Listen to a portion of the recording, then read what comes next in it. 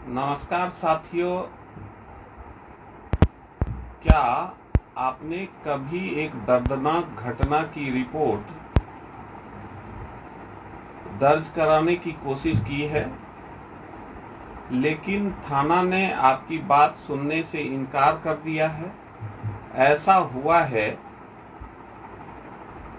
ऐसा आपके साथ हुआ है क्या? क्या आपको भी उस समय ऐसा महसूस हुआ है जैसे कि न्याय की शुरुआत से पहले ही दरवाजा बंद हो गया हो?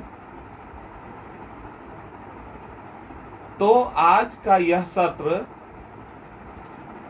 उन सभी लोगों के लिए है जिनकी आवाज पुलिस थाने की दीवारों में दबा दी जाती है या दबा दी गई है। आज हम बात करेंगे आरटीआई और राज्य मानव अधिकार आयोग की, क्योंकि अगर एफआईआर दर्ज नहीं हो रही है तो यह केवल आपकी नहीं, लोकतंत्र की भी हार होती है, लोकतंत्र की भी हार है। यह कानून और संविधान का भी उल्लंघन है। 1 जुलाई 2024 से देश में सीआरपीसी की जगह अब भारतीय नागरिक सुरक्षा संहिता 2023 बीएनएसएस लागू हो चुकी है। इसके तहत धारा 173 कहती है कि यदि कोई संज्ञेय अपराध कॉग्निजेबल ऑफेंस सामने आता है तो पुलिस अधिकारी के लिए एफआईआर दर्ज करना अनिवार्य है। धारा 173 एक विशेष रूप से यह स्पष्ट करती है कि पुलिस अधिकारी को सूचना मिलते ही जांच प्रारंभ करनी होगी और एफआईआर दर्ज करना होगा। जब कोई थाना एफआईआर नहीं लेता है तो यह न सिर्फ कानून की अवहेलना है, बल्कि यह पीड़ित की गरिमा, सुरक्षा और अधिकारों का सीधा हनन है।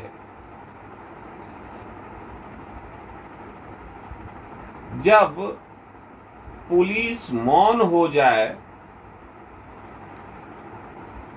तो आप अपने कागज को बोलने दे, आपका कागज बोले।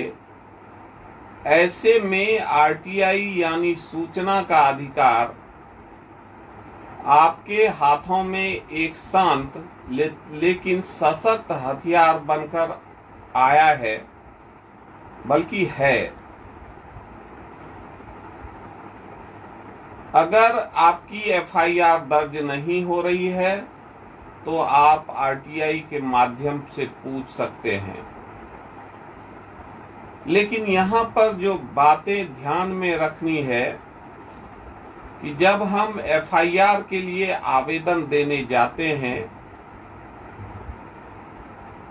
तो अधिकांश थाना में आवेदन के पावती रिसीविंग नहीं दी जाती है। ऐसी स्थिति में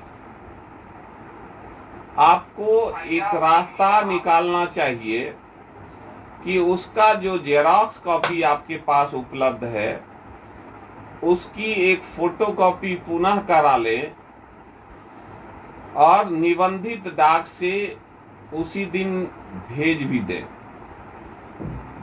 ऐसे स्थिति में आपके आवेदन को नहीं पाने का बहाना वो नहीं ढूंढ पाएंगे। जब ऐसा करेंगे तब फिर आप इस पर आरटीआई के माध्यम से सवाल पूछ सकते हैं कि मेरी लिखित शिकायत पर की गई कार्रवाई का विवरण दें। अगर आपको पावती नहीं मिला है और आप निबंधित डाक से नहीं भेजे हैं, तो ऐसी स्थिति में वो उधर से जवाब भेज देंगे कि आपके द्वारा कोई भी शिकायत थाना स्तर पर प्राप्त नहीं हुआ है। जब आपका आवेदन निबंधित डाक से भेजा हुआ रहेगा, तो ऐसी स्थिति में उनके द्वारा यह लिखना गलत हो जाएगा और वो बाध्य हो जाएंगे कि सही जानकारी दें। दूसरा प्रश्न होगा कि हमारे आवेदन पर प्राथमिकी दर्ज नहीं होने का आधार या दर्ज नहीं की गई है, क्यों? दूसरा आगे प्रश्न होगा कि संबंधित अधिकारी कौन है जिन्होंने मेरी प्राथमिकी दर्ज नहीं की,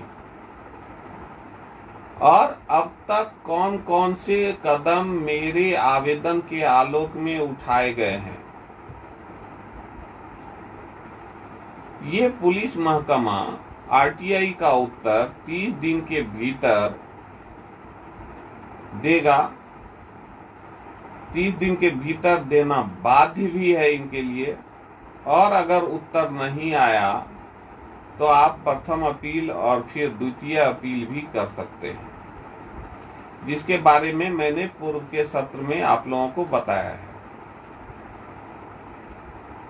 एक रास्ता और है हमारे पास, मानवाधिकार आयोग से अपने अधिकार की रक्षा हेतु गुजारिश करें, अनुरोध करें।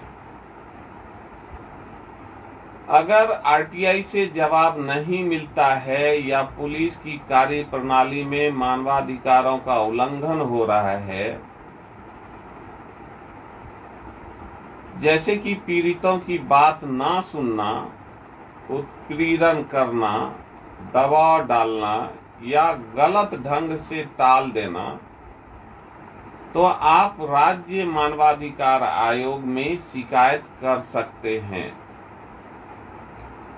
राज्य मानवाधिकार आयोग एक संवैधानिक निकाय है जो मानव गरिमा की रक्षा के लिए ही कार्य करती है।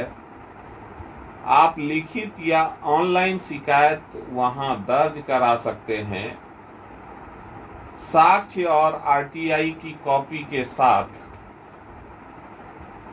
ये शिकायत आवेदन देना उचित होगा।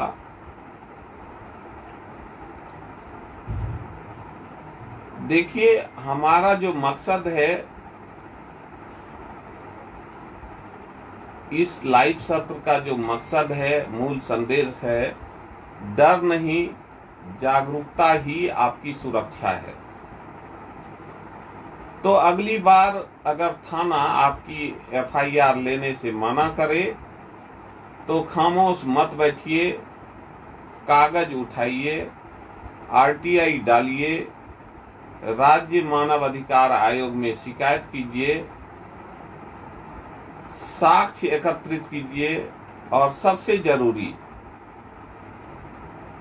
डरिए नहीं, समझदारी से लड़िए। न्याय मांगना आपका अधिकार है और इस लोकतंत्र में नागरिकों का ही उसकी सबसे बड़ी ताकत है।